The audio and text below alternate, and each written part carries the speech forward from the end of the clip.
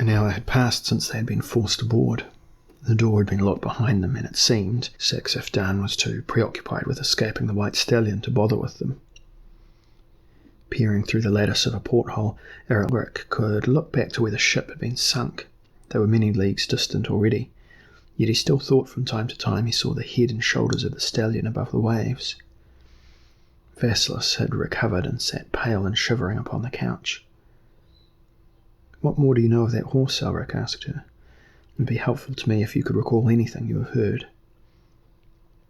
She shook her head. Sexif Dan spoke little of it, but I gather he fears the rider more than he does the horse. "Ah," Elric frowned. "I suspected it. Have you ever seen the rider?" "Never. I think that Sexif Dan has never seen him either. I think he believes himself doomed if that rider should ever sit upon the white stallion." Elric smiled to himself. "Why do you ask so much about the horse?" Schmilgen wished to know. Elric shook his head. "I have an instinct, that is all. Half a memory. But I'll say nothing and think as little as I may, for there is no doubt Sexif Dan, as Vasilis suggests, has some power of reading the mind." They heard a footfall above, descending to the door. A bolt was drawn, and Sexif Dan, his composure fully restored, stood in the opening, his hands in his golden sleeves. "You will forgive, I hope, the peremptory way in which I sent you here. There was danger which had to be averted at all costs. As a result, my manners were not at all what they should have been." "Danger to us?" Elric asked, "or to you, Earl Sexif Dan?" "In the circumstances, to all of us, I assure you." "Who rides the horse?" Schmilgen asked bluntly, "and why do you fear him?" Earl Sexif Dan was master of himself again, so there was no sign of a reaction. "That is very much my private concern," he said softly. "Will you dine with me now?" The girl made a noise in her throat, and Earl Sexif Dan turned piercing eyes upon her. "Gratiesha, you will want to cleanse yourself and make yourself beautiful again. I will see the facilities are placed at your disposal." "I am not Gratiesha," she said. "I am Vasilis, the merchant's daughter." "You will remember," he said, "in time. You will remember." There was such certainty, such obsessive power in his voice that even Elric experienced a frisson of awe. "The things will be brought to you, and you may use this cabin as your own until we return to my palace at Falagan. My lords," he indicated that they should leave. Elric said, "I'll not leave her, Sexif Dan. She is too afraid." "She fears only the truth, brother. She fears you and your madness." Sexif Dan shrugged insouciantly.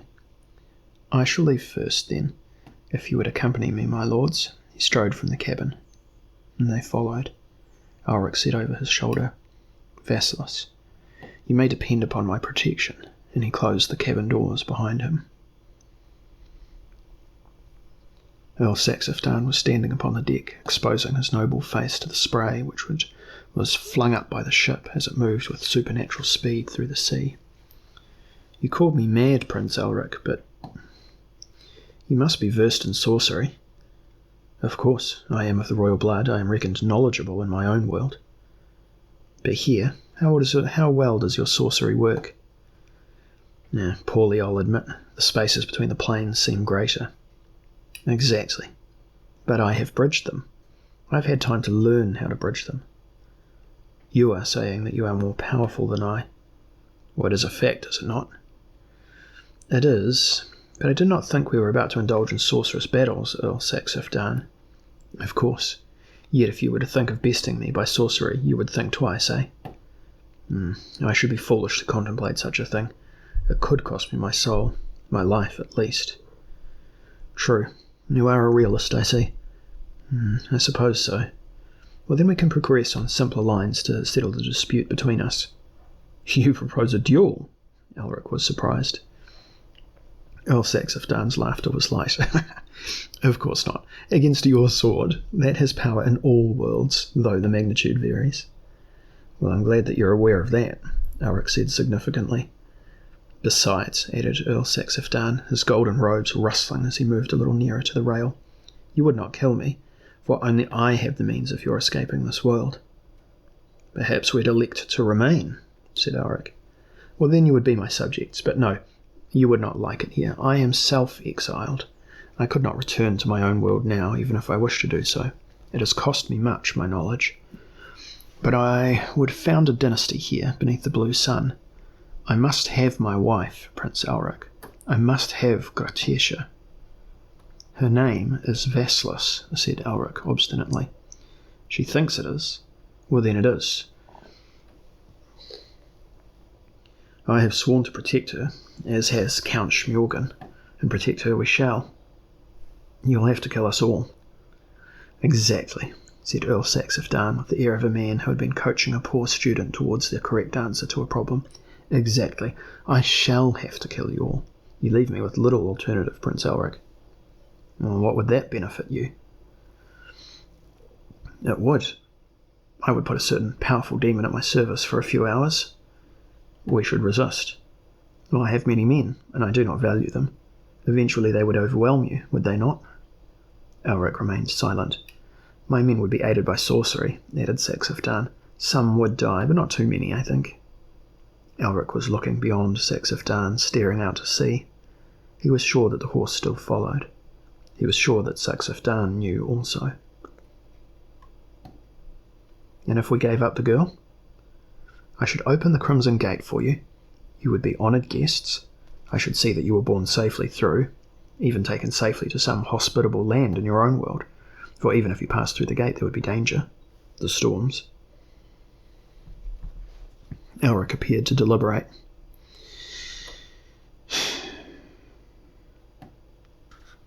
You have a little time to make your decision, Prince Elric.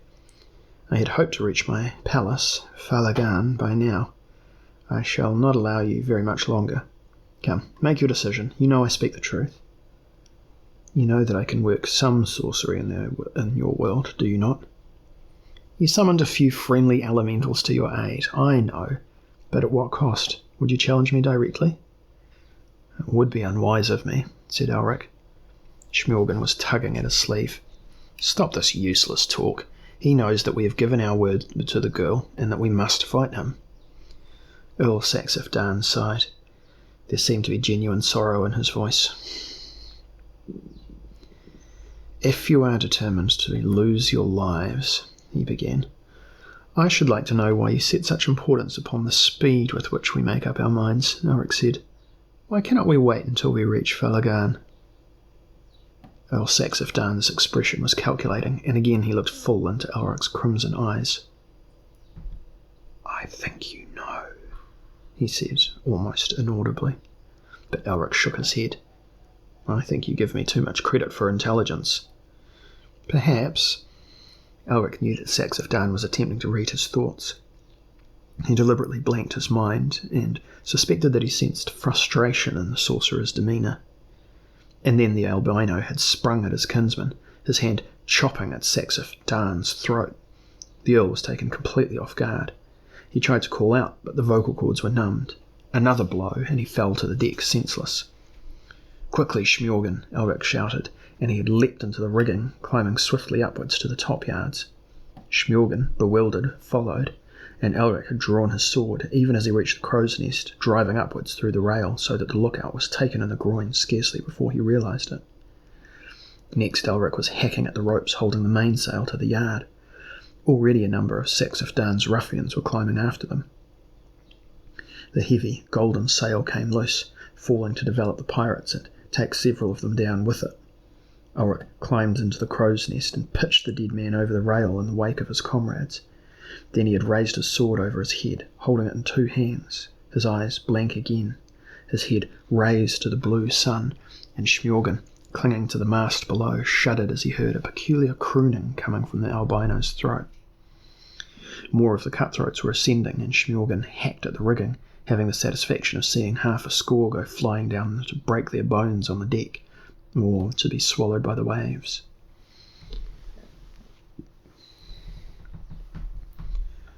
Earl Saxifdan was beginning to recover, but he was still stunned. "Fool!" he was crying. "Fool!"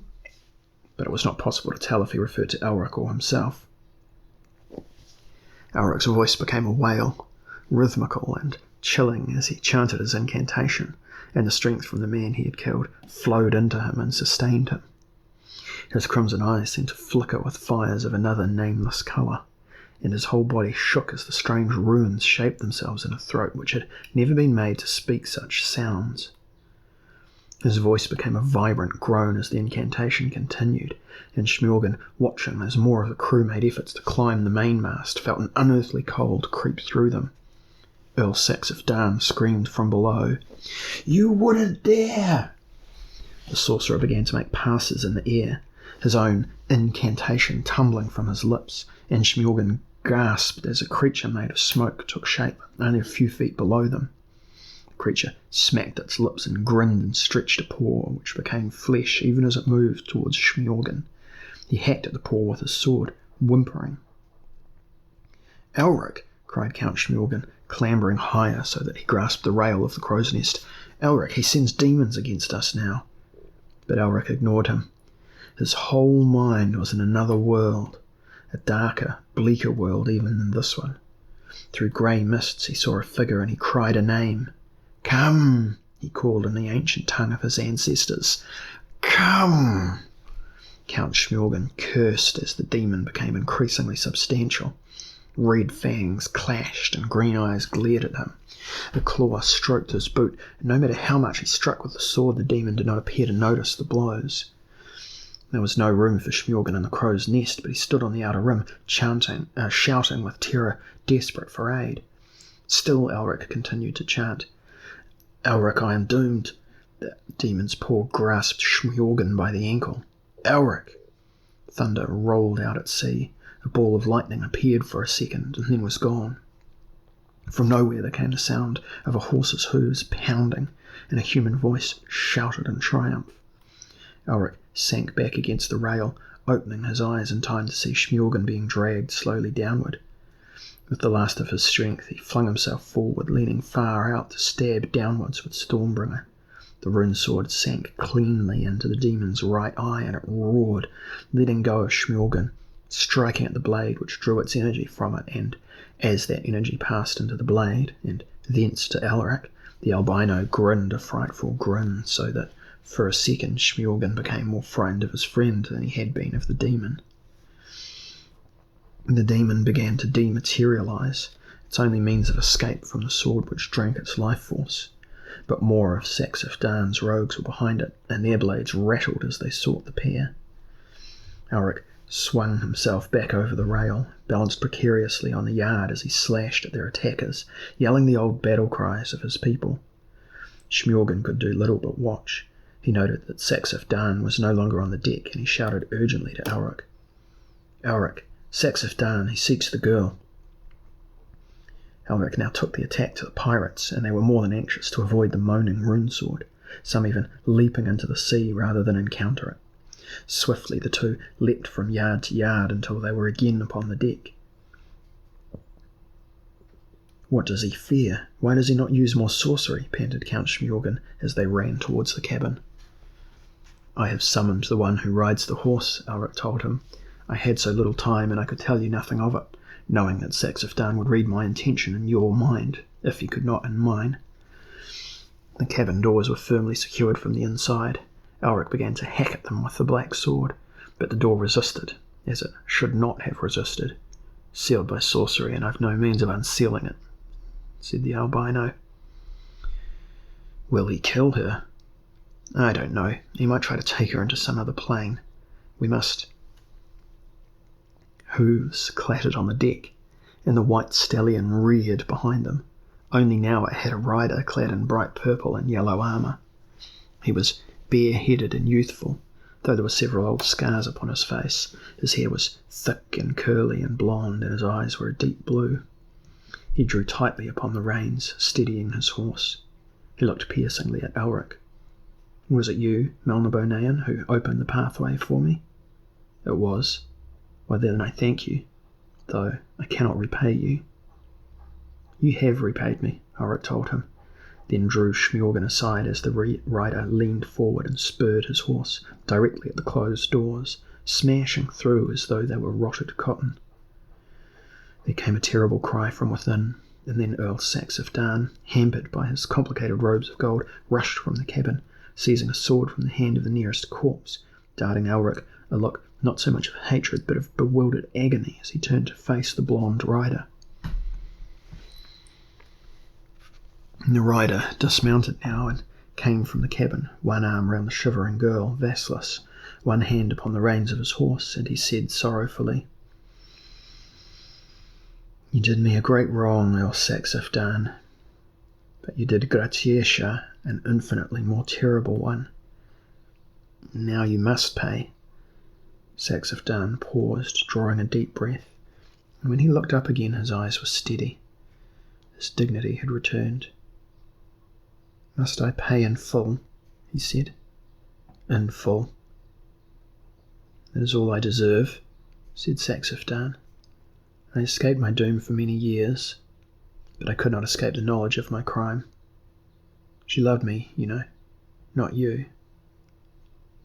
Well, she loved us both, I think, but the love she gave you was her entire soul, and I should not want that from any woman. Well, you are the loser, then.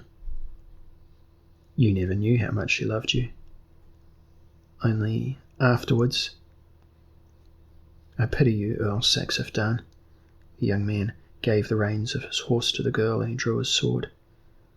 "We are strange rivals, are we not? You've been all these years in limbo where I banished you, in that garden in Melniboné. All these years, only my horse could follow you, the horse of Turndrick, my father, also of Melniboné, and also a sorcerer. If I had known that, then I'd have slain you cleanly and sent the horse to limbo. Jealousy weakened you, Earl Saxifdan, but now we fight as we should have fought then, man to man, with steel, for the hand of the one who loves us both. It is more than you deserve." "Much more," agreed the sorcerer, and he brought up his sword to lunge at the young man who, Schmilgen guessed, could only be Prince Karelak himself. The fight was predetermined. Saxifdan knew that, if Karelak did not. Saxifdan's skill in arms was up to the standard of any Melnibonéan nobleman, but it could not match the skill of a professional soldier who had fought for his life time after time. Back and forth across the deck, while Saxifdan's rascals looked on in open-mouthed astonishment, the rivals fought a duel which should have been fought and resolved 2 centuries before, while the girl they both plainly thought was the reincarnation of Gratiesha watched them with as much concern as might her original have watched when Saxifdan first encountered Prince Karelak in the gardens of his palace so long ago. Saxifdan fought well, and Karelak fought nobly, for on many occasions he avoided an obvious advantage. But at length Saxifdan threw away his sword, crying, "Enough! I'll give you your vengeance, Prince Karelak. I'll let you take the girl, but you'll not give me your damned mercy. You'll not take my pride." And Karelak nodded, stepped forward, and struck straight through Saxifdan's heart. The blade entered clean, and Earl Saxifdan should have died. But he did not. He crawled along deck until he reached the base of the mast, and he rested his back against it, while the blood pumped from his wounded heart, and he smiled. "It appears," he said faintly, "that I cannot die. So long have I sustained my life by sorcery. I am no longer a man." He did not seem pleased by this thought, but Prince Karelak, stepping forward and leaning over him, reassured him. "You will die," he promised, "soon. What will you do with her, with Gratiesha?" "Her name is Vassilis," said Count Schmilgen insistently. "She is a merchant's daughter from Jacor." "She must make up her own mind," Karelak said, ignoring Schmilgen. Earl Saxifdan turned glazed eyes to Elric. "I must thank you," he said. "You brought me the one who could bring me peace, though I feared him." "Is that why, I wonder, your sorcery was so weak against me?" Elric said. "Because you wished Karelak to come and release you from your guilt?" "Possibly, Elric. You are wiser in some matters, it seems, than am I." "Well, what about the Crimson Gate?" Schmilgen growled. "Can that be opened? Have you still the power, Earl Saxifdan?" "I think so. From the folds of his blood-stained garments of gold, the sorcerer produced a large crystal which shone with deep colours of a ruby. This will not only lead you to the gate, it will enable you to pass through. Only I must warn you. Saxifdan began to cough. The ship, he gasped. The ship, like my body, has been sustained by means of sorcery, therefore... His head slumped forward. He raised it with huge effort and stared beyond them at the girl who still held the reins of the white stallion. Farewell, Gratiesha, Princess of Fuem Omeo. I loved you. The eyes remained fixed upon her, but they were dead eyes now. Karolak turned back to look at the girl. How do you call yourself, Gratiesha? They call me Vasilis, she told him. She smiled up into his youthful, battle-scarred face. That is what they call me, Prince Karolak. You know who I am?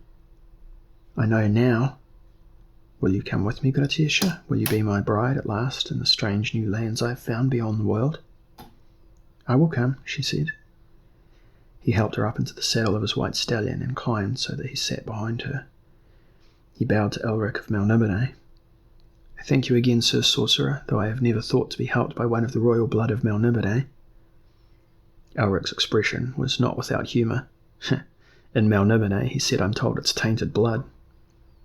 Tainted with mercy, perhaps. Perhaps. Prince Karolak saluted them. I hope you find peace, Prince Elric, as I found it. I fear my peace will more resemble that which Saxifdan found, Elric said grimly.